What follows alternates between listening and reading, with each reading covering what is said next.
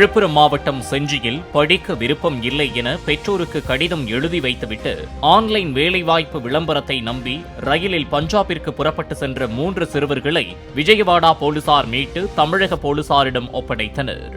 வெவ்வேறு தனியார் பள்ளிகளில் 12ஆம் வகுப்பு படித்து வரும் அந்த மூவரும் 10ஆம் வகுப்பில் இருந்தே நண்பர்கள் என்று கூறப்படுகிறது. சரியாக படிப்பதில்லை என வீட்டில் பெற்றோர் கண்டித்ததால் சமூக வலைதளங்களில் வரும் வேலைவாய்ப்பு விளம்பரங்களை பார்த்து பஞ்சாபில் உள்ள ஒருவரிடம் பேசியுள்ளனர். அவர் பங்குச்சந்தை தொழிலில் சேர்த்து விடுவதாக கூறியதை நம்பி மூவரும் பஞ்சாப் புறப்பட்டதாக போலீசார் தெரிவித்துள்ளனர். நாங்கள் உங்களுக்கு பெரும் தொல்லையாக இருப்பது எங்களுக்கே தெரிகிறது. எனவே எங்களது வாழ்க்கையை நாங்களே பார்த்துக் கொள்கிறோம் என்றும் பங்குச்சந்தை தொழிலில் ஈடுபடப் போகிறோம். அதனால் தங்களை தேட வேண்டாம் என்றும் மூவரும் தங்களது கடிதத்தில் குறிப்பிட்டுள்ளனர்.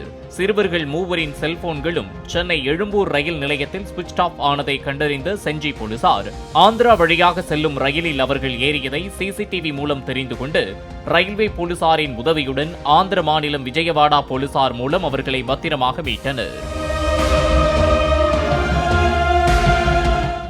பிளே ஸ்டோர் மற்றும் ஆப் ஸ்டோரில் இருந்து பாலிமர் செயலியை QR கோடு மூலம் பதிவிறக்கம் செய்யுங்கள்.